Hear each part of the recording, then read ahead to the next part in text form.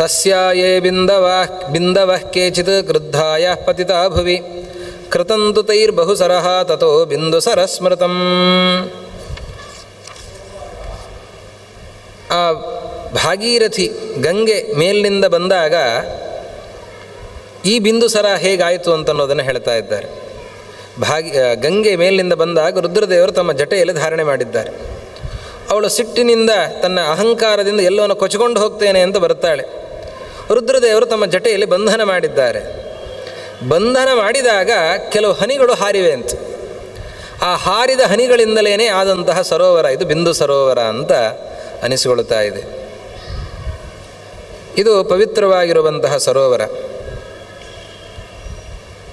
ಅನಂತರದಲ್ಲಿ ಅವಳು ಅಷ್ಟು ಅಹಂಕಾರದಿಂದ ಕೂಡಿದಾಳೆ, ಗೊತ್ತಾಗಿದೆ ರುದ್ರದೇವರಿಗೆ, ಬಂಧನ ಮಾಡಿದ್ದಾರೆ. ಆದರೆ ಈ ಕಡೆ ಭಗೀರಥ ತಪಸ್ಸನ್ನು ಮಾಡಿದ್ದಾನೆ, ರುದ್ರದೇವರನ್ನು ಮೆಚ್ಚಿಸಿಕೊಂಡಿದ್ದಾನೆ, ಗಂಗೆಯನ್ನು ಮೆಚ್ಚಿಸಿಕೊಂಡಿದ್ದಾನೆ. ಪಾಪ ಇವನು ಒದ್ದಾಡ್ತಾ ಇದ್ದಾನಲ್ಲ. ಈ ಕಡೆ ಅವಳ ಸಿಟ್ಟು, ಅವಳ ಅಹಂಕಾರ, ರುದ್ರದೇವರ ಸಿಟ್ಟು ಅದೆಲ್ಲ ಇದೆ ಹೌದು. ಆದರೆ ಭಗೀರಥ ವ್ಯಥೆಯನ್ನು ಪಡ್ತಾ ಇದ್ದಾನೆ ಅನ್ನೋದನ್ನು ನೋಡಿ ಆವಾಗ ರುದ್ರದೇವರು ಆ ಗಂಗೆಯನ್ನು ಬಿಟ್ಟಿದ್ದಾರೆ. ಆ ಗಂಗೆ 7 ಭಾಗ ಆಗಿ ಹರಿದಿದ್ದಾಳೆ. ತಥೋ ವಿಸರ್ಜಯಾಮಾಸ ಸಪ್ತ ಸ್ರೋತಾಂಸಿ ಗಂಗಯಾ ತ್ರೀಣಿ ಪ್ರಾಚೀಂ ಅಭಿಮುಖಂ ಪ್ರತೀಚೀಂ ತ್ರೀಣಿ ಅಥೈವತು ಸ್ರೋತಾಂಸಿ ತ್ರಿಪಥಾಯಾಸ್ತು ಪ್ರತ್ಯಪದ್ಯಂತ ಸಪ್ತಧಾ.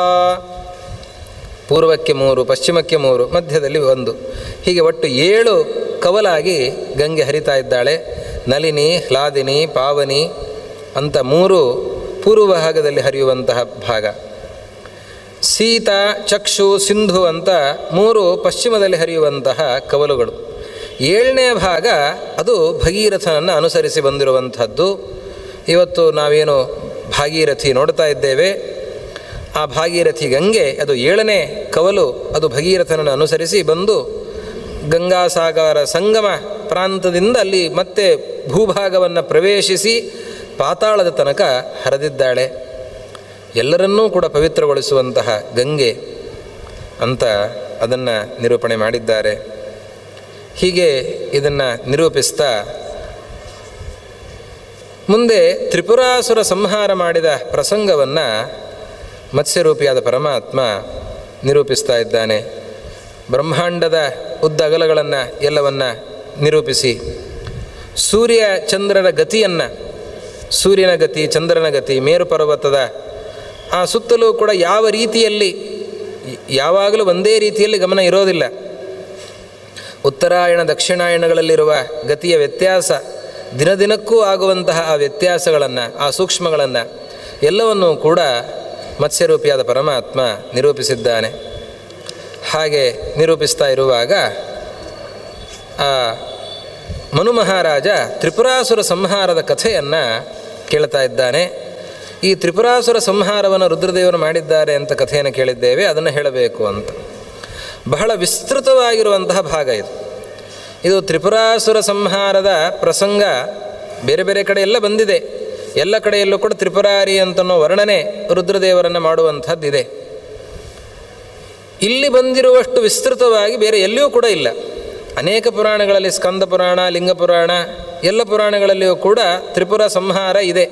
ಆದರೆ ಮತ್ಸ್ಯ ಪುರಾಣದಲ್ಲಿ ಬಂದಿರುವಷ್ಟು ವಿಸ್ತೃತವಾದ ನಿರೂಪಣೆ ಬೇರೆ ಪುರಾಣಗಳಲ್ಲಿಲ್ಲ. ಇಲ್ಲಿ ಚೆನ್ನಾಗಿ ಅದರ ನಿರೂಪಣೆಯನ್ನು ಮಾಡ್ತಾ ಇದ್ದಾರೆ. 3 ಜನ ಮಯಾಸುರ, ಮಯನ ಜೊತೆಯಲ್ಲಿ ತಾರಕ ಮತ್ತು ವಿದ್ಯುನ್ಮಾಲಿ ಅಂತ 3 ಜನ ಸೇರಿ ತಪಸ್ಸನ್ನು ಮಾಡುತ್ತಾರೆ. ಪ್ರಧಾನನಾದವನು ಮಯ, ಮಯನ ಜೊತೆಯಲ್ಲಿ ತಾರಕಾಸುರ ಹಾಗೆ ವಿದ್ಯುನ್ಮಾಲಿ 3 ಜನ ಸೇರಿಕೊಂಡಿದ್ದಾರೆ. ಸೇರಿಕೊಂಡು ತಪಸ್ಸನ್ನು ಮಾಡ್ತಾ ಇದ್ದಾರೆ. ಲೋಕತ್ರಯಂ ತಾಪಯಂತಹ ತೇ ತೇ ಪುರದಾನವಾಸ್ತಪಃ ಹೇಮಂತೆ ಜಲಶಯ್ಯಾಸು. ಯಾವ ರೀತಿಯಲ್ಲಿ ತಪಸ್ಸನ್ನು ಮಾಡ್ತಾ ಇದ್ದಾರೆ? ಚಳಿಗಾಲದಲ್ಲಿ ಕಂಠದ ತನಕ ನೀರಿನಲ್ಲಿ ಮುಳುಗಿ ತಪಸ್ಸನ್ನು ಮಾಡ್ತಾರಂತೆ. ಬೇಸಿಗೆಯಲ್ಲಿ ಪಂಚಾಗ್ನಿ ತಪಸ್ಸು, 5 ಕಡೆ ಬೆಂಕಿಯನ್ನು ಹಾಕಿಕೊಂಡು 4 ಕಡೆ ಸುತ್ತಲೂ ಬೆಂಕಿಯನ್ನು ಹಾಕಿ ಸೂರ್ಯನನ್ನು ನೋಡಿಕೊಂಡು ತಪಸ್ಸನ್ನು ಮಾಡ್ತಾ ಇದ್ದಾರೆ. ಮಳೆಗಾಲದಲ್ಲಿ ಆಕಾಶವನ್ನು ನೋಡಿಕೊಂಡು ಮಳೆಯಲ್ಲಿ ನೆಂದು ತಪಸ್ಸನ್ನು ಮಾಡ್ತಾ ಇದ್ದಾರೆ. ಹೀಗೆ ತಪಸ್ಸನ್ನು ಮಾಡ್ತಾ ನಿರ್ಮಾಂಸಾಶ್ಚ ತಥೋ ಜಾತಾಃ ಕೃಶಾಃ ಧಮನಿ ಸಂತತಾಃ ಆಹಾರ ಪರಿತ್ಯಾಗ ಮಾಡಿದ್ದಾರೆ. ಯಾವುದನ್ನು ಕೂಡ ಸ್ವೀಕಾರ ಮಾಡ್ತಾ ಇಲ್ಲ. ಅವರು ಕೃಶರಾಗಿ ಬಿಟ್ಟಿದ್ದಾರಂತೆ, ಅತ್ಯಂತ ಕೃಶರಾಗಿದ್ದಾರೆ. ಆ ರೀತಿಯಲ್ಲಿ ತಪಸ್ಸನ್ನು ಮಾಡಿದ್ದಾರೆ. ಆವಾಗ ಚತುರ್ಮುಖ ಬ್ರಹ್ಮದೇವರು ಪ್ರತ್ಯಕ್ಷರಾಗಿದ್ದಾರೆ. ಇವರೆಲ್ಲರೂ ಕೂಡ ಎದ್ದು ನಿಂತು ಸ್ತೋತ್ರವನ್ನು ಮಾಡುತ್ತಾರೆ. ಸಕಂ ಪಿತಾಮಹಂ ದೈತ್ಯಾಹ ತಂ ವೈ ತುಷ್ಟುರೇವ ಚ ಅಥ ತಾನ್ ದಾನವಾನ್ ಬ್ರಹ್ಮ ತಪಸಾ ತಪನ ಪ್ರಭಾನ್. ತಪಸ್ಸನ್ನು ಮಾಡಿ ಒಳ್ಳೆ ಸೂರ್ಯನಂತೆ ಹೊಳಿತಾ ಇದ್ದಾರೆ ಅವರೆಲ್ಲರೂ ಕೂಡ. ಅವರನ್ನು ಬ್ರಹ್ಮದೇವರು ನೋಡಿದ್ರಂತೆ. ಏನು ನಿಮಗೆ ವರ ಬೇಕು ಕೇಳಿಕೊಳ್ಳಿ ಅಂತ ಹೇಳ್ತಾ ಇದ್ದಾರೆ. ಆವಾಗ ಮಯಾಸುರ ಹೇಳ್ತಾನೆ, ನಾನು ಅವನು ಜಾತಿಯಿಂದಲೇ ಅವನು ಶಿಲ್ಪಿ, ನಿರ್ಮಾಣ ಮಾಡೋದಲ್ಲಿ ಚತುರ. ಅವನು ಹೇಳ್ತಾನೆ, ಇವತ್ತು ದೇವತೆಗಳಿಗೆ ಹಾಗೆ ನಮ್ಮ ಗುಂಪಿನವರಿಗೆ ದೈತ್ಯರಿಗೆ ಸಾಕಷ್ಟು ಬಾರಿ ಯುದ್ಧ ನಡೀತಾ ಇದೆ. ಯುದ್ಧ ನಡೆದಾಗ ನಾವು ಸೋಲನ್ನು ಅನುಭವಿಸ್ತಾ ಇದ್ದೇವೆ. ಅದಕ್ಕೆ ನಾನು ಕೇಳಿಕೊಳ್ಳೋದೇನು ಅಂತಂದರೆ, ನನಗೊಂದು ಶಕ್ತಿಯನ್ನು ಕೊಡಬೇಕು. ಎಂತಹ ಶಕ್ತಿ? ಒಂದು ದುರ್ಗದ ನಿರ್ಮಾಣ ಮಾಡಬೇಕು. ಇವತ್ತು ನಾವು ಸೋಲೋದು ಯಾಕೆ ಅಂತಂದರೆ, ದೇವತೆಗಳು ಆಕ್ರಮಣ ಮಾಡುತ್ತಾರೆ. ಆಕ್ರಮಣ ಯಾಕೆ ಮಾಡ್ತಾರೆ ಅಂತಂದರೆ, ನಮ್ಮಲ್ಲಿ ಭದ್ರವಾದಂತಹ ಕೋಟೆ ಇಲ್ಲ. ಹೇಗೆ ಬೇಕಾದರೆ ಬರ್ತಾರೆ, ಬಂದು ಅವರು ಎಲ್ಲರನ್ನೂ ಕೂಡ ಸಂಹಾರ ಮಾಡ್ತಾ ಇದ್ದಾರೆ. ಅದಕ್ಕೋಸ್ಕರ ನಾನು ಭದ್ರವಾದ ಕೋಟೆಯನ್ನು ಕಟ್ಟಬೇಕು. ಆ ಪಟ್ಟಣ ಹೇಗಿರಬೇಕು ಅಂತಂದರೆ, ಅದನ್ನು ಯಾರೂ ಕೂಡ ಭೇದಿಸಲಿಕ್ಕೆ ಸಾಧ್ಯವೇ ಆಗಿರಬಾರದು. ಅಂತಹ ಒಂದು ದುರ್ಗವನ್ನು ನಿರ್ಮಾಣ ಮಾಡುವ ಶಕ್ತಿಯನ್ನು ನನಗೆ ಕೊಡಬೇಕು ಅಂತ ಮಯಾಸುರ ಕೇಳಿಕೊಂಡಿದ್ದಾನಂತೆ. ಬ್ರಹ್ಮದೇವರಂತಾರೆ ಇದು ಸಾಧ್ಯನೇ ಇಲ್ಲ ಅಂತಂದ್ರಂತೆ. ಯಾವತ್ತಿಗೂ ಕೂಡ ಅವಧ್ಯತ್ವ ಅಂತನ್ನೋದೇ ಇಲ್ಲ. ಮನುಷ್ಯ ಅಥವಾ ದೈತ್ಯ ಯಾರೂ ಕೂಡ ಅವಧ್ಯರಾಗಲಿಕ್ಕೆ ಸಾಧ್ಯ ಇಲ್ಲ. ಹಾಗೆ ಅವರು ನಿರ್ಮಾಣ ಮಾಡಿರುವಂಥ ವಸ್ತು ಕೂಡ ನಾಶ ಇಲ್ಲದೆ ಇರೋದು ಅಂತ ಆಗಲಿಕ್ಕೆ ಸಾಧ್ಯವೇ ಇಲ್ಲ. ಹಿರಣ್ಯಕಶಿಪು ವರ ಕೇಳಿದಾಗಲೂ ಕೂಡ ಹಾಗೆ ಕೊಡೋದಿಲ್ಲ ಅಂತ ಹೇಳ್ತಾರೆ ಬ್ರಹ್ಮದೇವರು. ಆವಾಗ ಹಗಲು ಸಾಯಲ್ಲ, ರಾತ್ರಿ ಸಾಯಬಾರದು ಅಂತೆಲ್ಲ ಕೇಳ್ಕೊಳ್ತಾನವನು. ಹಾಗೆ ಬ್ರಹ್ಮದೇವರು ಈಗ ಹೇಳ್ತಾ ಇದ್ದಾರೆ, ನಾಶವೇ ಇಲ್ಲದೇ ಇರುವಂತಹ ದುರ್ಗವನ್ನು ನಿರ್ಮಾಣ ಮಾಡಲಿಕ್ಕೆ ಅಂತ ಆಗೋದಿಲ್ಲ, ನೀನು ಇನ್ನೇನಾದರೂ ಕೇಳಿಕೋ ಅಂತ. ಅದಕ್ಕೆ ಅವನು ಪ್ರಾಂಜಲಿ ಪುನರಪ್ಯಾಹ ಬ್ರಹ್ಮಾಣಂ ಪದ್ಮಸಂಭವಂ ಯಸ್ತದೇಕೆ ಶುಣಾ ದುರ್ಗಂ ಸಕರನ್ ಮುಕ್ತೇನ ನಿರ್ದಹೇತ್. ಇದು ಈ ದುರ್ಗ ಒಂದೇ ಬಾಣದಿಂದ 3 ಪಟ್ಟಣಗಳನ್ನು ಭೇದಿಸಬೇಕು. ಆವಾಗ ಮಾತ್ರ ಈ ದುರ್ಗ ನಾಶವನ್ನು ಹೊಂದಬೇಕು. ಇಲ್ಲ ಅಂತಾದರೆ ದುರ್ಗಕ್ಕೆ, ಈ ಕೋಟೆಗೆ ನಾಶವೇ ಇರಬಾರದು. ಆ ರೀತಿಯಲ್ಲಿ ವರವನ್ನು ಕೊಡಿ ಅಂತ ಬ್ರಹ್ಮದೇವರು ಆಯಿತು ಅಂತಂದು ಒಂದೇ ಬಾಣವನ್ನು ಪ್ರಯೋಗ ಮಾಡಿ 3 ದುರ್ಗಗಳನ್ನು ಭೇದಿಸಬೇಕು. ಆವಾಗ ಆ ದುರ್ಗಗಳು ನಾಶವನ್ನು ಹೊಂದಬೇಕು. ಆ ರೀತಿಯಲ್ಲಿ ವರವನ್ನು ಕೇಳಿಕೊಂಡಿದ್ದಾನೆ. ಅದಕ್ಕೆ ಒಂದೇ ಬಾಣ ಈ 3 ದುರ್ಗಗಳನ್ನು ಪ್ರವೇಶಿಸೋದು ಹೇಗೆ? ಅವನೊಂದು ಉಪಾಯದಲ್ಲಿ ಆ ದುರ್ಗಗಳನ್ನು ಕಟ್ತಾ ಇದ್ದಾನೆ. ಪುಷ್ಯ ನಕ್ಷತ್ರ ಯೋಗದಲ್ಲಿ ಕಟ್ತಾ ಇದ್ದಾನಂತೆ. ಭಾರೀ ಶಿಲ್ಪಿಯವನು, ಅವನಿಗೆ ಭಾರೀ ಅದರ ಜಾಣ್ಮೆ ಇದೆ. ಪುಷ್ಯ ನಕ್ಷತ್ರ ಯೋಗ ಅದು ಹೇಗೆ ಅಂತಂದರೆ, ಪುಷ್ಯ ನಕ್ಷತ್ರದ ದಿವಸ ಮಾತ್ರ ಆ 3 ಕೋಟೆಗಳು ಅದು ಒಂದು ಕಡೆ ಬರಲಿಕ್ಕೆ ಸಾಧ್ಯ. ಬೇರೆ ದಿವಸಗಳಲ್ಲಿ ಅದು ಒಂದೇ ಕಡೆ ಬರೋದೇ ಇಲ್ಲ. ಒಂದೇ ರೇಖೆಯಲ್ಲಿ ಅದು ಬರಬೇಕು. ಅದು ಬರೋದೇ ಇಲ್ಲ. ಬೇರೆ ಸಂದರ್ಭಗಳಲ್ಲಿ ಬೇರೆ ಬೇರೆ ಕಡೆಯೇ ಇರ್ತವೆ. ಅದು ಪುಷ್ಯ ನಕ್ಷತ್ರದ ದಿವಸ ಮಾತ್ರ ಒಂದು ಕಡೆ ಒಂದೇ ಸಾಲಿನಲ್ಲಿ ಸೇರ್ತವೆ. ಆ ರೀತಿಯಲ್ಲಿ ಆ ಪಟ್ಟಣದ ನಿರ್ಮಾಣವನ್ನು ಮಾಡ್ತಾ ಇದ್ದಾನಂತೆ. 3 ಪಟ್ಟಣಗಳನ್ನು ನಿರ್ಮಾಣ ಮಾಡಿದ್ದಾನೆ. 3 ತ್ರಿಪುರ 3 ಪಟ್ಟಣಗಳು ಹೇಗಿವೆ ಅಂತಂದರೆ, ಒಂದು ಆಯಸ, ಕಬ್ಬಿಣದಿಂದ ನಿರ್ಮಾಣವಾಗಿರುವಂತಹ ಒಂದು ಪಟ್ಟಣ, ಪೂರ್ತಿಯಾಗಿ ಕಬ್ಬಿಣದಿಂದ ನಿರ್ಮಾಣ ಆಗಿರುವಂತಹ ಪಟ್ಟಣ. ಇನ್ನೊಂದು ಅದು 100 ಯೋಜನ ಸುತ್ತಳತೆ ಇದೆ. ಅದರ ಮೇಲೆ ಇನ್ನೊಂದು 100 ಯೋಜನ ಸುತ್ತಳತೆ ಇರುವಂತಹ ಇನ್ನೊಂದು ಪಟ್ಟಣ, ಅದು ಬೆಳ್ಳಿಯ ಪಟ್ಟಣ, ರಾಜತಂ, ಬೆಳ್ಳಿಯ ಪಟ್ಟಣ. ಹಾಗೆ ಒಂದು ಪಟ್ಟಣವನ್ನು ನಿರ್ಮಾಣ ಮಾಡಿದ್ದಾರೆ. ಅದರ ಮೇಲೆ ಮತ್ತೆ 100 ಯೋಜನದ ಎತ್ತರದಲ್ಲಿ ಮತ್ತೊಂದು ಪಟ್ಟಣ, ಅದು ಬಂಗಾರದ ಪಟ್ಟಣ.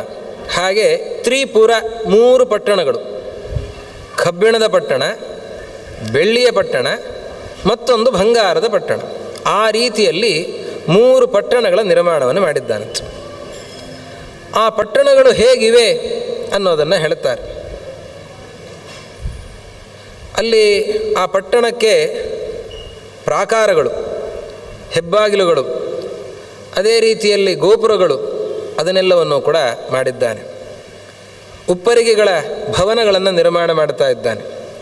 ರಾಜಮಾರ್ಗವನ್ನು, ರಾಜಬೀದಿಯನ್ನು ನಿರ್ಮಾಣ ಮಾಡಿದ್ದಾನೆ. ಇನ್ನು ಸಣ್ಣ ಸಣ್ಣ ದಾರಿಗಳು, ಅದನ್ನೆಲ್ಲವನ್ನು ಕೂಡ, ಕವಲು ದಾರಿಗಳನ್ನು ಅದನ್ನೆಲ್ಲವನ್ನು ಕೂಡ ಮಾಡಿದ್ದಾನೆ. ಇನ್ನು ಆ ದಾರಿಗಳೆಲ್ಲ ಬಂದು ಸೇರುವಂತಹ ಈ ಸರ್ಕಲ್ಗಳು, ಅದನ್ನೆಲ್ಲವನ್ನು ಕೂಡ ನಿರ್ಮಾಣ ಮಾಡಿದ್ದಾನೆ. ಹಾಗೆ ಅಂತಃಪುರದ ಭಾಗ, ಹಾಗೆ ದೇವಾಲಯ, ಇನ್ನು ಅದೇ ರೀತಿಯಲ್ಲಿ ಸರೋವರಗಳು, ಬಾವಿಗಳು ಎಲ್ಲವನ್ನೂ ಕೂಡ ನಿರ್ಮಾಣ ಮಾಡುತ್ತಾನೆ. ಇಳಿದು ಸ್ನಾನ ಮಾಡುವಂತಹ ಕೊಳಗಳು, ಇನ್ನು ವಿಶಾಲವಾಗಿರುವಂತಹ ಕೆರೆಗಳು, ಇನ್ನು ನೀರನ್ನು ಸೇದಿಕೊಂಡು ಸ್ನಾನ ಮಾಡಲಿಕ್ಕಾಗುವಂತಹ ಬಾವಿಗಳು, ಹೀಗೆ ಅದನ್ನೆಲ್ಲವನ್ನು ನಿರ್ಮಾಣ ಮಾಡಿದ್ದಾನೆ. ಅನೇಕ ರೀತಿಯಾದಂತಹ ಉದ್ಯಾನವನಗಳು, ಆ ಉದ್ಯಾನವನಗಳಲ್ಲಿ ವೈವಿಧ್ಯಗಳು ಅನೇಕ ರೀತಿಯಲ್ಲಿ ಮಾಡಿದ್ದಾನೆ. ಅನೇಕ ಸಭಾ ಮಂಟಪಗಳ ನಿರ್ಮಾಣವನ್ನು ಮಾಡಿದ್ದಾನೆ. ದಾನವರು ಬಂದು ಹೋಗೋದಕ್ಕೆ ಗುಪ್ತ ಮಾರ್ಗಗಳನ್ನು ನಿರ್ಮಾಣ ಮಾಡಿದ್ದಾನೆ. ಹೀಗೆ ಇದನ್ನೆಲ್ಲವನ್ನೂ ಕೂಡ ಯಾವ ರೀತಿಯಲ್ಲಿ ಮಾಡಬೇಕು ಅಂತ ಮೊದಲಿಗೆ ಒಂದು ಮನಸ್ಸಿನಲ್ಲೇ ಒಂದು ಚಿತ್ರವನ್ನು ಹಾಕ್ಕೊಳ್ತಾನೆ. ಹೀಗಿರಬೇಕು, ಎಲ್ಲಿ ಪ್ರವೇಶದ್ವಾರ ಇರಬೇಕು, ಗುಪ್ತದ್ವಾರ ಎಲ್ಲಿರಬೇಕು, ಅದೇ ರೀತಿಯಲ್ಲಿ ರಾಜಮಾರ್ಗಗಳಲ್ಲಿರಬೇಕು, ಯಾವ್ಯಾವುದು ಎಲ್ಲೆಲ್ಲಿರಬೇಕು ಅಂತ ಒಂದು ಸರ್ತಿ ತನ್ನ ಬುದ್ಧಿಯಲ್ಲಿ ಇಟ್ಟುಕೊಂಡು ನಂತರದಲ್ಲಿ ಅದರ ನಿರ್ಮಾಣವನ್ನು ಮಾಡ್ತಾ ಇದ್ದಾನೆ. ಅದರಲ್ಲಿ ಈ ಕಬ್ಬಿಣದ ಪಟ್ಟಣ ಏನಿದೆ, 3 ಪಟ್ಟಣಗಳಲ್ಲಿ ಕಬ್ಬಿಣದ ಪಟ್ಟಣ ಏನಿದೆ, ಅದರಲ್ಲಿ ವಿದ್ಯುನ್ಮಾಲಿ ಅಧಿಪತಿಯಾಗಿ ನೆಲೆಸಿದ್ದಾನೆ. ಇನ್ನು ಬೆಳ್ಳಿಯ ಪಟ್ಟಣ ಏನಿದೆ, ಅಲ್ಲಿ ತಾರಕಾಸುರ ಅಧಿಪತಿಯಾಗಿ ನೆಲೆಸಿದ್ದಾನೆ. ಇನ್ನೊಂದು ಬಂಗಾರದ ಪಟ್ಟಣ, ಆ ಬಂಗಾರದ ಪಟ್ಟಣದಲ್ಲಿ ಸ್ವತಃ ಮಯಾಸುರನೇ ನೆಲೆಸಿದ್ದಾನೆ. ಆ ರೀತಿಯ ಪಟ್ಟಣಗಳ ನಿರ್ಮಾಣ ಆಗಿದೆ.